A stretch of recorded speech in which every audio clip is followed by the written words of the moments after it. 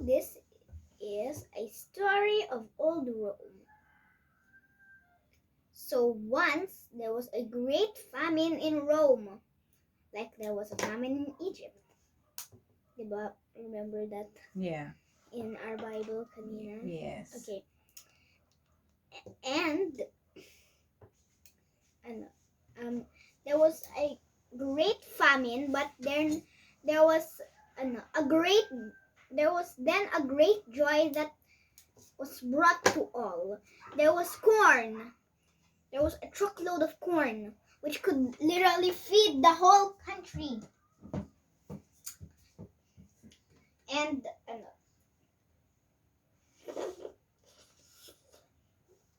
which could literally feed the whole country. And the rulers were going to decide what to do. So of course they decided what to do. Now some said, let us give them free corn. It will be a great joy for them. But Coriolanus, who was really rich, did not agree with this and said, no, they are poor because they don't work. Let us bring the corn to them, but they have to pay for it. Now, when the people of Rome heard what he said, they were really mad at him. So they told them to kill him. Kill him! Kill him! Kill him! But of course, they didn't kill him. They just kicked him out of the country. And they told him never to come back. After being kicked out of his own city, he went to Antium. And Antium was actually an enemy of Rome, so they welcomed Coriolanus kindly.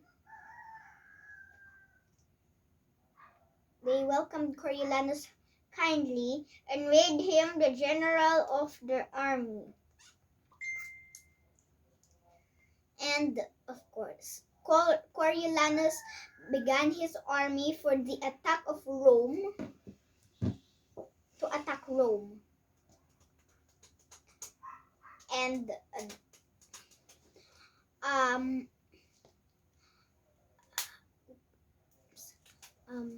and then when they got to Rome, they burned the cities. I mean, not the cities. They burned the villages and the farmhouses. And Coriolanus said to the Romans, also, Coriolanus' army was the strongest army that the Romans had ever seen, so they didn't know how to defeat them.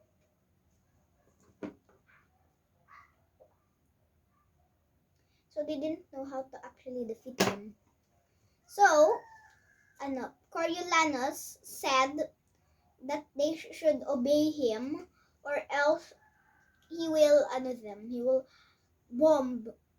Not really bomb. Set fire to all of Rome. But the Romans said, please give us 3 days and we will see if we can obey your laws. And we will see if we can obey your laws.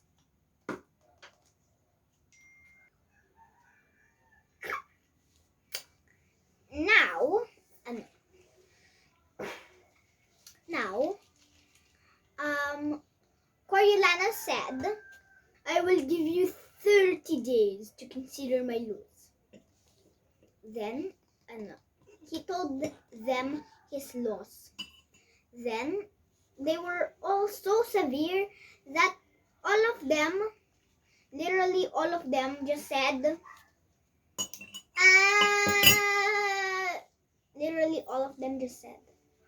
I think it's better to die at once.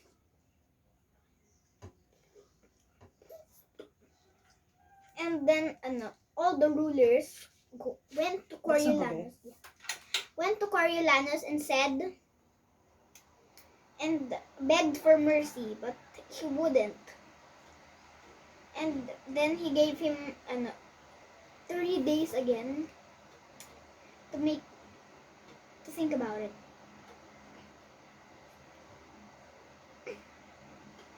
And what else? And the wise men and the learned men, I mean the priests and the learned men went to beg out for mercy the next day. But still, he wouldn't listen to them and pushed them away with scornful words. Now, they had to find a way to make Coriolanus not attack Rome anymore. So, I think on the last day already, they told his mother and wife, because they were noble women and they loved their country, to tell him to stop just attacking his country, his own country. Then of course they agreed to this, and they also brought their children. I mean, yeah. And then they went to Coriolanus' tent, because Coriolanus was in his tent, and then his mother begged him for so long, but actually when he saw them first, he was filled with joy. But when he knew about his errand, his face